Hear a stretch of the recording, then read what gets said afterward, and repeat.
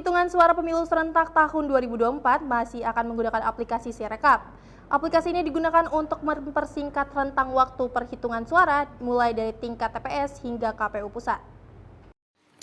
Menghindari terulangnya tragedi meninggalnya ratusan petugas KPPS pada pemilu dan Pilpres 2019, KPU berencana menggunakan aplikasi Sirekap pada penghitungan suara pemilu tahun 2024. Nantinya hasil penghitungan suara tingkat TPS langsung bisa difoto dan diupload lewat aplikasi ini, sehingga hasil penghitungan suara di TPS sudah bisa langsung diketahui tanpa harus menunggu rekap nasional. Namun demikian, aplikasi ini belum dijadikan sebagai pedoman penghitungan resmi KPU dalam menghitung suara, melainkan hanya sebagai sarana mempermudah dan memperpendek rentang waktu penghitungan suara oleh petugas KPPS, PPS, dan PPK.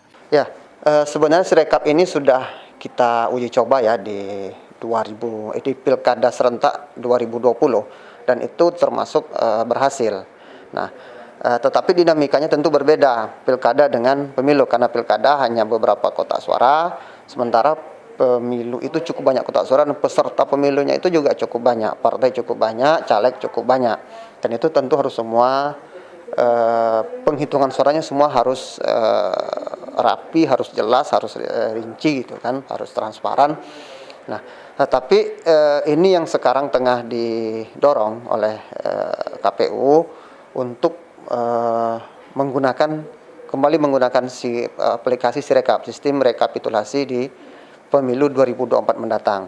Nah, tujuannya tentu memperpendek, pertama untuk mempermudah proses rekapitulasi di TPS dan memperpendek rentang waktu rekap manual.